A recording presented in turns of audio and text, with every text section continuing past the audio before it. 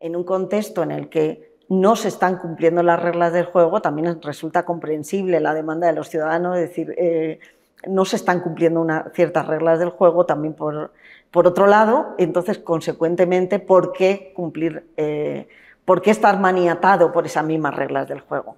Es evidentemente muy difícil manejar esto. Yo creo que el manejo tiene que ser fundamentalmente político, fundamentalmente de ir encontrando alianzas, pactos, pero creo que un gobierno democrático no debe caer en la tentación de romper esas mismas reglas del juego que defienden y que dan la base a la democracia.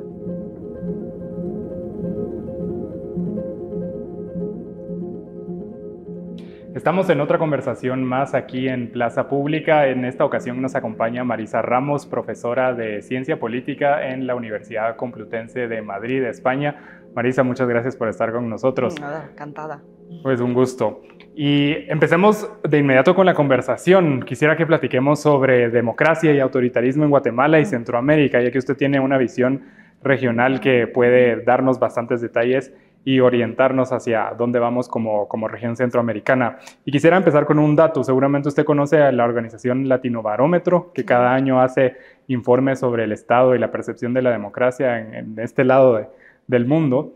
Y uno de los datos que más me llama la atención del último informe es que cada vez menos personas se sienten identificadas con la democracia en Guatemala, en otros países, pero en Guatemala entre 2020 y 2023 esa identificación con esta forma de gobierno pues perdió 8 puntos.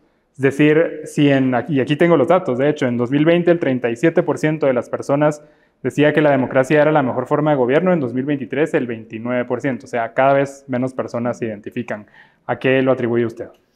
Un factor que es el que más, al que más apelamos, sobre todo en el ámbito académico, que es el relativo a que los ciudadanos no han percibido resultados de la democracia, y eso aplica en particular en muchos de los países de la región centroamericana, en Guatemala en particular. Es decir, los ciudadanos no han encontrado ventajas en la democracia. Todo el modelo democrático que se promovió y que se instauró a partir, sobre todo, de los años 80-90, no ha dado resultados en la calidad de vida, en reducción de problemas fundamentales como es, por ejemplo, la desigualdad, la lucha contra la pobreza, la inseguridad, que aplica de manera muy importante en esta región, ¿no?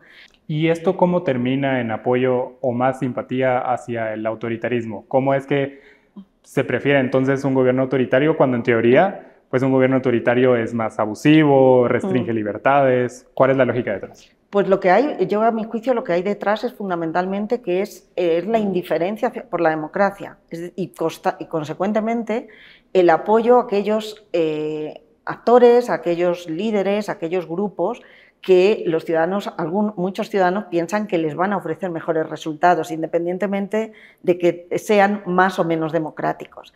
Evidentemente hay detrás de esto también hay una lógica de actores muchas veces muy articulados internacionalmente, que están promoviendo precisamente políticas autocráticas, políticas de reducción de espacios cívicos, de acaparación del poder ejecutivo, es decir, políticas, actores autocráticos, claramente, que están sabiendo utilizar y manejar muy bien dos instrumentos. Uno, el instrumento mediático, es decir, la creación de narrativas que conectan con la ciudadanía y que lo hacen a través sobre todo de emociones. La otra vía que también se está utilizando es la instrumentalización del aparato institucional, es decir, de instituciones como puede ser el Poder Judicial, como pueden ser otras instituciones como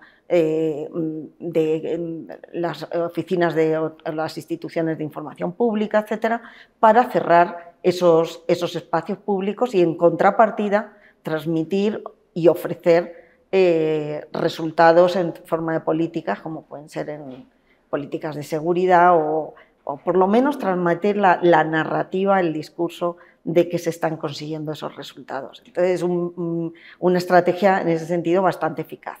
¿Y estos actores en Centroamérica quiénes son y cómo están operando? Bueno, es el caso más representativo, sin duda, es Bukele. ¿no? Nayib Bukele, que tiene unos índices de apoyo y de popularidad altísimos y que se ha visto refrendado aparentemente, no parece que haya mucho cuestionamiento en las urnas, ¿no? Y es, por tanto, el caso más paradigmático, pero también sin pretender equiparar casos. Por ejemplo, en Costa Rica también el actual presidente ha tenido capacidad de transmitir una narrativa, un discurso que ha conseguido conectar con la ciudadanía a través, digamos, por medios alternativos a los cauces tradicionales de representación, que eran los partidos políticos en un país donde había unos partidos políticos que conseguían estructurar digamos, la vida política, ¿no? Y él tuvo la capacidad de conectar con la ciudadanía por otros medios, ¿no? ¿Y cuál es el riesgo de que la ciudadanía acepte autoritarismos en lugar de democracia? El riesgo fundamental es que se cierran espacios, se ponen en riesgo o se violan directamente derechos, con lo que eso implica, y sobre todo que cuando se ceden esos espacios luego es muy difícil revertirlos. También conocemos algunos otros ejemplos, en la propia Centroamérica, el caso de Nicaragua, pero también en otros contextos, ¿no? Donde luego, como Venezuela, donde es muy difícil revertir procesos de esa lógica, ¿no? Es decir, de cierres de espacios, violación de derechos y directamente ruptura de las reglas del juego democrático. Y sobre todo revertir cuando ya esos gobiernos autoritarios ya no son capaces de responder a lo que en un inicio sí hacían. Eso es decir, cuando el riesgo de esto es que cuando ya no ofrezcan resultados o cuando ya no haya esa conexión con la ciudadanía, puede ser difícil echarlos directamente. Un término que utilizan las personas de mi generación, tengo 25 años, son las red flags, como banderas rojas, alertas. ¿Qué alertas puede identificar un joven universitario, trabajador, que de pronto tal vez no sigue mucho la política, pero que sí debe prestarles atención para identificar gobiernos autoritarios? ¿Cuáles son esos primeros síntomas que pueden mostrar los gobernantes?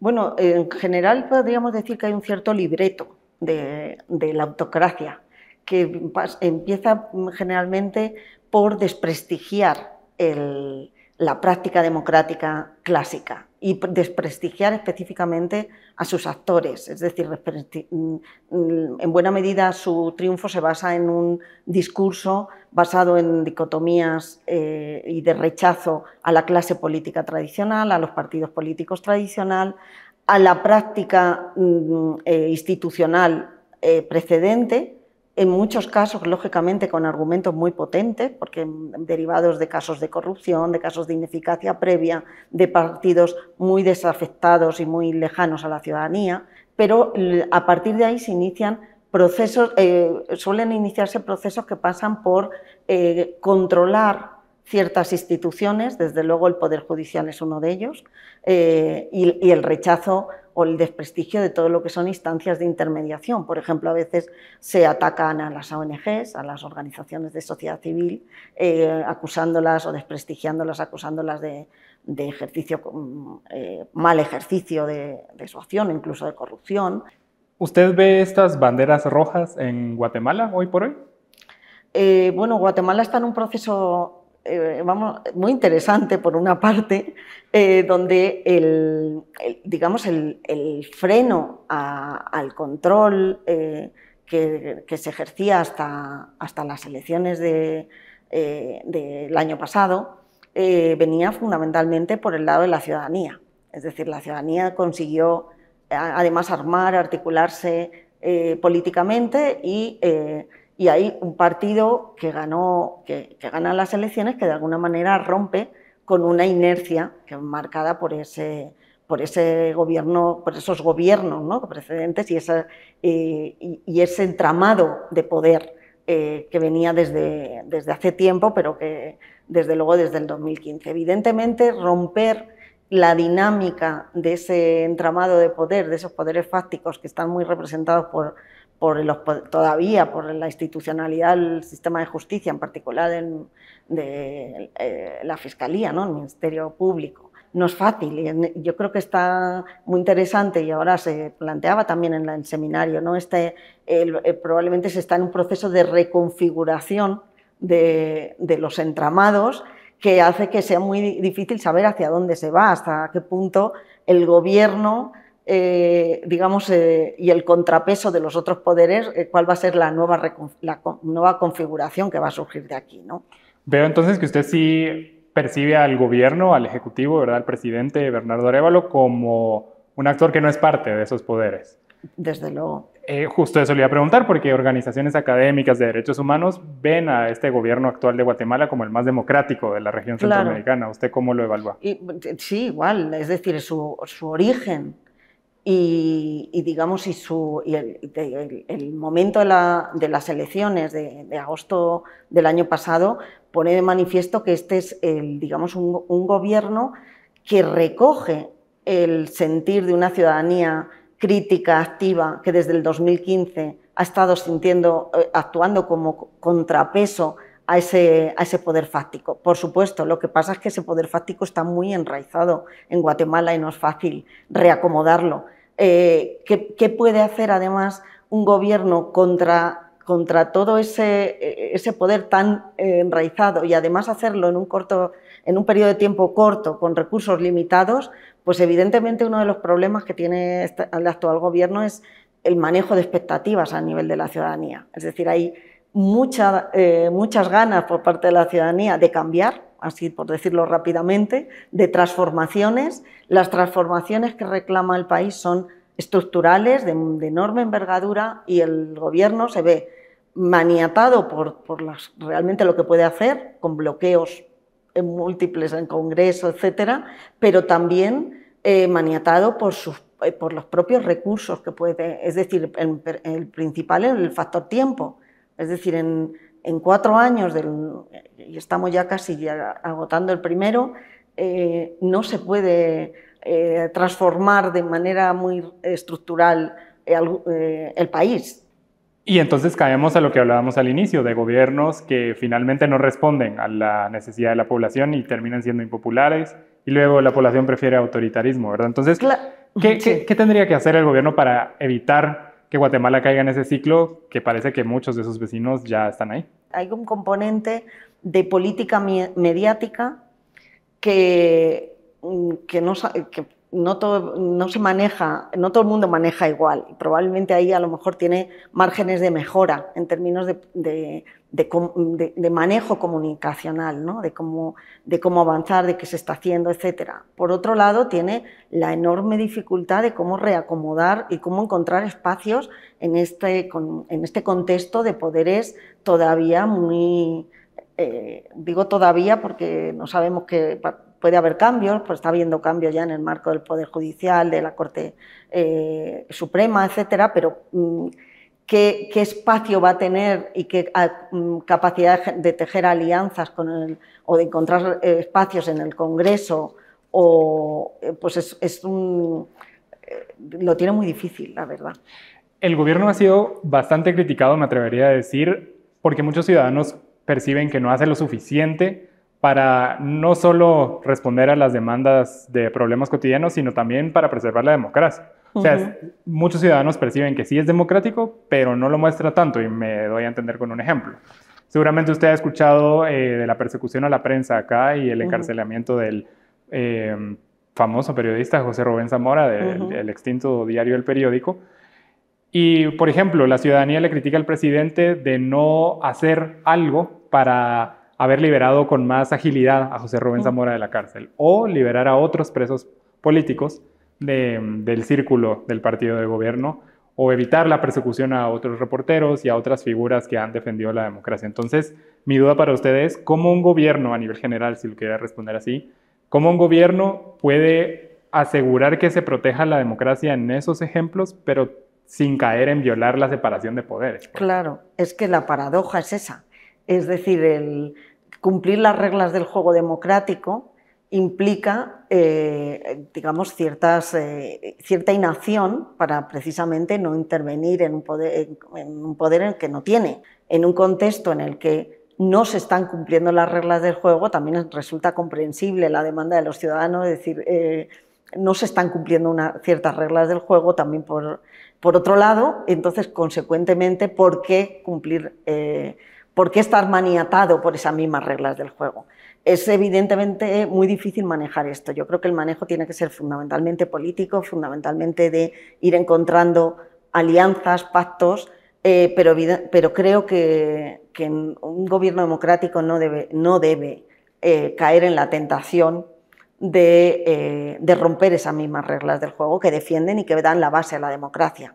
Y evidentemente romper con eso es caer en la misma trampa en la que, es decir, no es defender la democracia. Entonces, ahí el margen de maniobra es de tipo político, de tipo de negociaciones, pactos, ir encontrando acuerdos para romper ese muro, por decirlo así, ¿no? de espacios y poder a partir de ahí pues, modificar reglas del juego, eso por supuesto. ¿Por qué no modificar reglas del juego? ¿Por qué no modificar ciertas reglas del juego que impliquen, por ejemplo, una forma distinta de una reconfiguración distinta entre los poderes políticos, en la forma de designación, por ejemplo, de ciertos cargos públicos, etcétera? ¿Usted ve un riesgo con lo que ya hemos platicado y con la actitud del gobierno, por las limitaciones que tiene? ¿Ve un riesgo considerable de que Guatemala vuelva al autoritarismo en la próxima elección? Bueno, yo creo que hay que dar margen de confianza. Tenemos todavía 3 años y pico, entonces queda tiempo para que pasen muchas cosas. Lo que es verdad es que, vuelvo a lo que decía antes, el manejo de expectativas es muy importante, porque si no el riesgo es importante, en el sentido de se nos agotó la vía que creíamos que la que nos iba a dar resultados, por tanto, que venga alguno a hacernos un milagro, ¿no? El riesgo es importante, si no, pero todavía hay margen, hay 3 años y algo. Y en ese margen, ¿cómo se manejarían mejor las expectativas en términos mediáticos y comunicacionales? En términos, explicando, transparencia, es decir, tampoco pongamos el peso solo en la comunicación. La gente lo que quiere son resultados, así sea el que sea, así sea que el tráfico mejora, o así sea que se construyen, se mejoran las escuelas y que eso se comunique adecuadamente y se haga política en la medida y se hagan políticas, mejor dicho, no políticas solo, sino políticas públicas, bueno, pues esa sería la vía. Y hacer toda esta tarea bien de mantener la democracia, responder con políticas públicas, ¿qué tan importante se vuelve para Guatemala dado el contexto de vecinos autoritarios? ¿Por qué eso lo vuelve más importante para terminar? Pues precisamente por servir de un poco de contramodelo a lo que estábamos hablando, ¿no? Es decir, ahora mismo, por ejemplo, el gobierno de Bukele es un referente, se ha convertido en para muchos, y bueno, según ahora también se señalaba, haciendo un esfuerzo importante porque eso sea así, en muchos países de América Latina, incluso en algunos en Europa, se considera un referente en términos de políticas de lucha contra la inseguridad, etcétera, y consecuentemente trasladar que hay otros posibles modelos, que pueden ser modelos que también, por ejemplo, reduzcan inseguridad, pero haciéndolo desde el respeto a los derechos, desde el respeto a las reglas del juego y desde otra lógica, desde otra mirada, yo creo que se convierte también podría ser un referente. De nuevo, un reto más, una expectativa mayor para el gobierno de Bernardo Arévalo, pero sí se percibe, yo creo que también, y en ese sentido creo que sería muy interesante que construir un relato de gobierno honesto, basado en esta idea de la democracia, basado en la idea de la transparencia de lo que se puede y lo que no se puede hacer, y de alguna manera que contraponga desde otras bases y desde otra mirada la acción política, lo que significa gobernar y gobernar en democracia. Con esa reflexión me voy a quedar bastante puntual, interesante lo que usted plantea, ¿verdad? La posibilidad de que sí debería ser posible construir un modelo de país que responda a la ciudadanía, pero de forma democrática. Así que le agradecemos mucho, Marisa, por esta conversación, y con esto nos vamos a despedir.